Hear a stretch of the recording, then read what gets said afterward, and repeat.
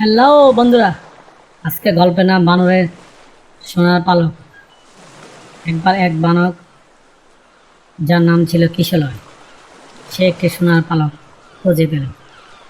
পালকটা ছিল খুব ঝলমলে এবং তাতে জাদুর ক্ষমতা ছিল।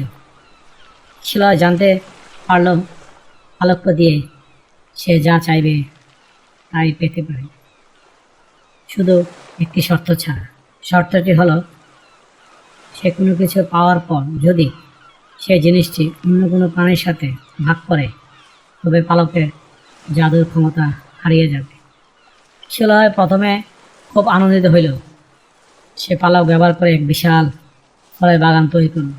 কিন্তু যখনই কোনো প্রাণী বা কোনো পাখি সেই বাগানে ফল খেতে আসত, কিশলয় তাদেরকে তাড়িয়ে দিত। সে তার পাওয়ার জিনিসগুলো নিয়ে এতে সতর্ক ছিল যে সে একা একা সেই ফলের কার্যে বসবাস করতে লাগলো। কিছুদিন পর কিশোর লক্ষ্য করলো তার বাগানটি আর আগের মতো আনন্দময় মনে হচ্ছে না। একাকিত্ব তাকে গ্রাস করছে, তার আর কিছুই ভালো লাগছে না।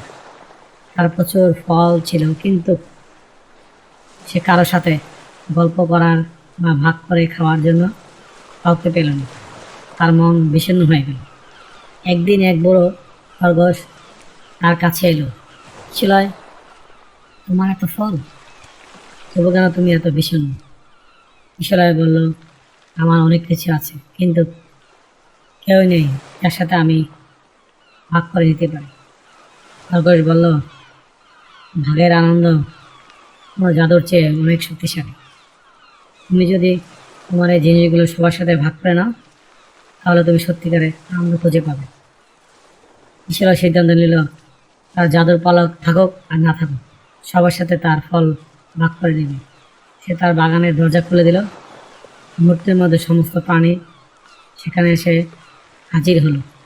কিশলয় সবার সাথে মিলেমিশে ফল খেতে লাগলো, গল্প করতে লাগলো এবং হাসতে লাগলো।